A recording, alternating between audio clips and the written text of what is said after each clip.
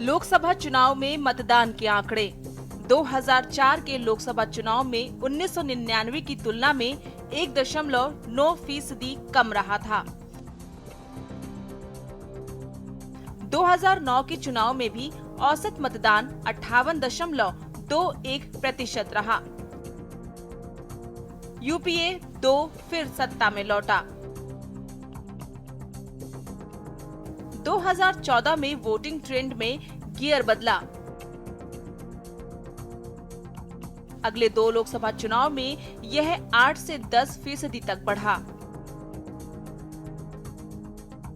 मोदी के नेतृत्व में भाजपा सत्ता में रही।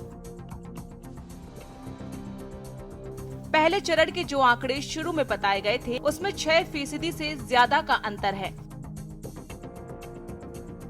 ये आंकड़े 2019 के चुनाव के पहले 2 चरणों के औसत आंकड़ों के आसपास ही है। ऐसा लगता है कि इस देश के जर्रे जर्रे में सियासत समा गई है। चुनाव कार्यक्रम, चुनाव प्रक्रिया, चुनाव नतीजे के साथ साथ चरणवार मतदान के अंतिम आंकड़े जारी करने पर सियासी घमासान मचा है। शायद ये पूरा चुनाव ही शक सुबहों की सुरंग से होकर गुजर रहा है। विपक्ष की हर बात में खोट दिख रही है तो सत्ता पक्ष सब कुछ स्वाभाविक मानकर मुग्ध है। विपक्ष को शक है कि चुनाव आयोग ने ये आंकड़े जानबूझकर देरी से जारी किए, खासकर 19 अप्रैल को पहले चरण के मतदान के 11 दिन बाद। इसके पीछे कहीं कोई खेला तो नहीं, जबकि चुनाव आयोग का कहना है कि समूचे आंकड़े कंपाइल करने में वक्त लगता है, इसलिए अंतिम आंकड़े जारी करने में कुछ देरी हुई। यहाँ बात केवल अंतिम आंकड़ों की नहीं है। शुरुआती आंकड़ों में ये संदेश छुपा था कि दोनों चरणों में 2019 के लोकसभा चुनाव की तुलना में 3 से 7% की गिरावट आई है।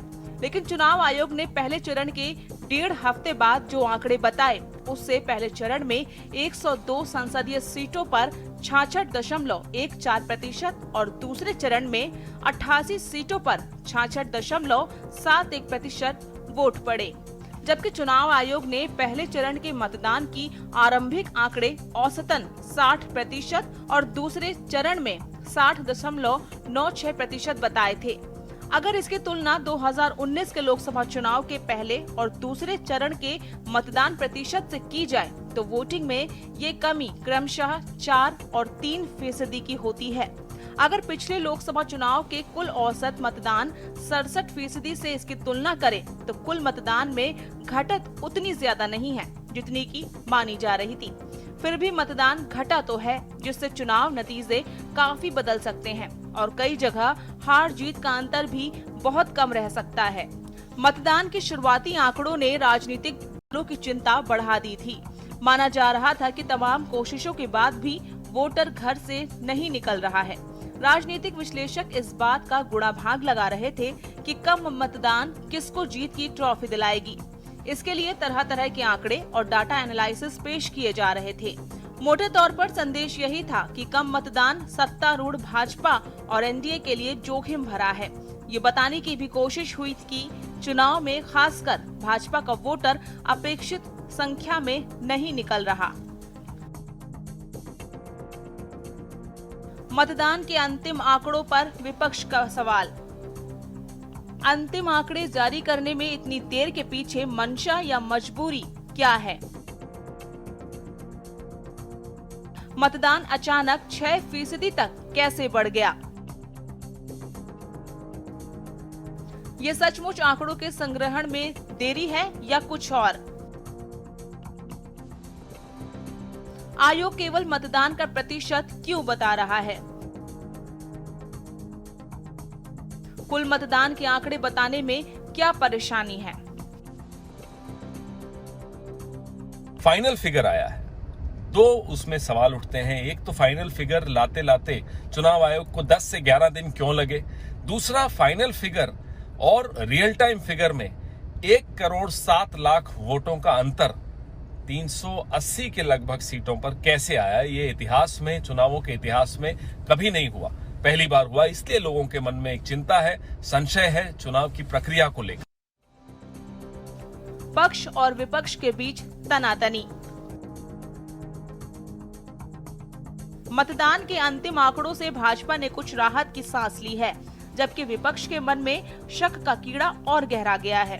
बता दें कि विपक्ष ने चुनाव आयोग की विश्वसनीयता पर सवालिया निशान लगाते हुए दो प्रश्न उठाए हैं। पहला ये कि अंतिम आंकड़े जारी करने में इतनी देरी के पीछे मंशा या मजबूरी क्या है। वही बताया जा रहा है कि मतदान अचानक 6% तक कैसे बढ़ गया। ये सचमुच आंकड़ों के संग्रहण में देरी है या कुछ और। तीसरा ये कि आयोग केवल मतदान का प्रतिशत क्यों बता रहा है, कुल मतदान के आंकड़े बताने में उसे क्या परेशानी है।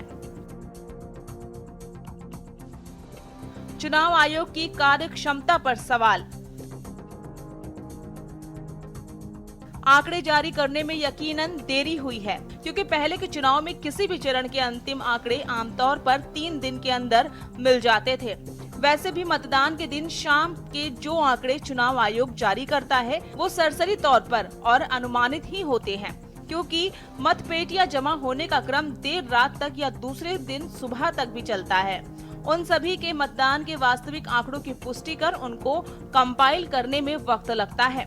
लेकिन उंगली आयोग की मंशा पर उठ रही है। कांग्रेस ने कहा है कि लोकसभा चुनाव मतदान अंतिम आंकड़े की जानकारी देने में अस्वीकार्य है। विपक्ष का कहना है कि ये बहुत परेशान करने वाला है, इससे नतीजों में गड़बड़ी का गंभीर शक पैदा होता है। ये भी कहना था कि जब तक वोटों का कुल आंकड़ा ना बताया जाए तब तक प्रतिशत बताने का कोई अर्थ ही नहीं है। मतदान डेटा पर डर दोनों तरफ।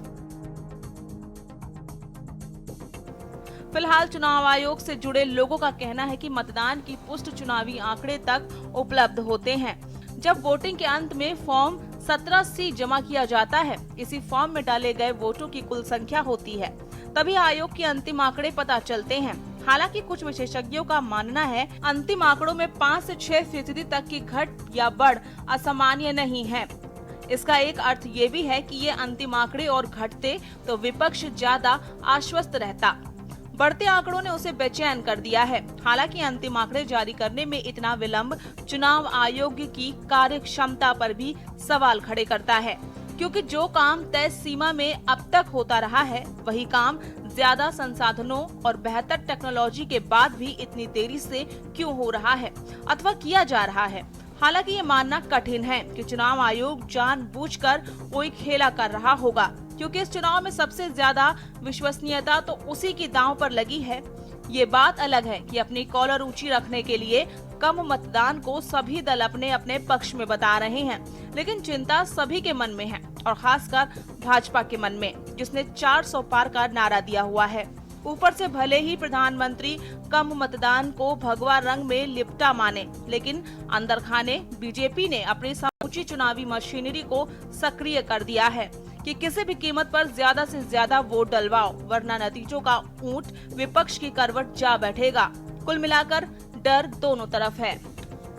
इस बार मतदान कम जरूर हुआ है, लेकिन इतना कम भी नहीं हुआ कि विपक्ष की बाँछें खिल जाएं। अगर यही ट्रेंड सभी चरणों में भी रहा तो तय मानिए कि चुनाव नतीजे कमोबेश 2019 के जैसे ही हो सकते हैं। स्पेशल डेस्क के न्यूज़ इंडिया।